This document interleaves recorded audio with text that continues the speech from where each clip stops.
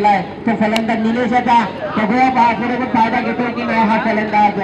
पंचांचा इशारा आला या ठिकाणी फलंदाज कशा प्रकारे फायदा घेतोय पाहायचंय.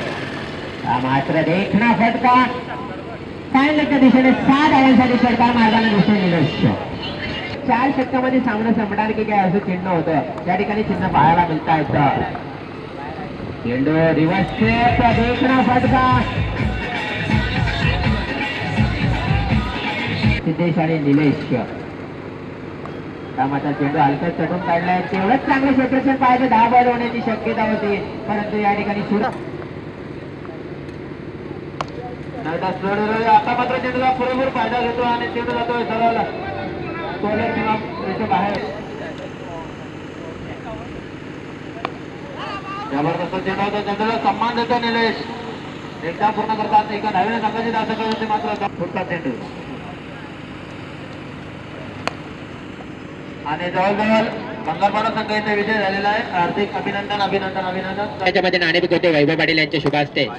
पहिलाच चेंडूचा प्रार केला. चेंडू चालू सचिन सीमा लगात चेंडू पकडण्याचा प्रयत्न. सीमा असताना विशाल जितेकर गोलंदाजीसाठी तयार.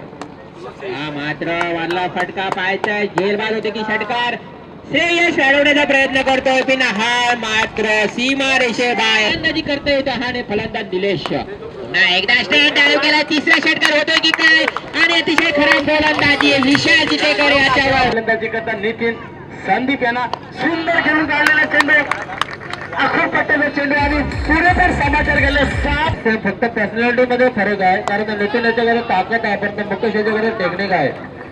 जबरदस्त फलंदाजी आहे. मीडियाच्या वरून घातला हा उत्तम षटकार.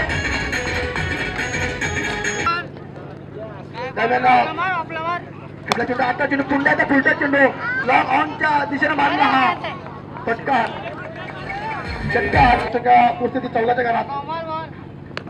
आता मात्र चेंडू बॅटची कडा घेतोय आणि स्वतः एसटीला शेवट दरम्यान मला धक्का बसतो बंगाल संघाला.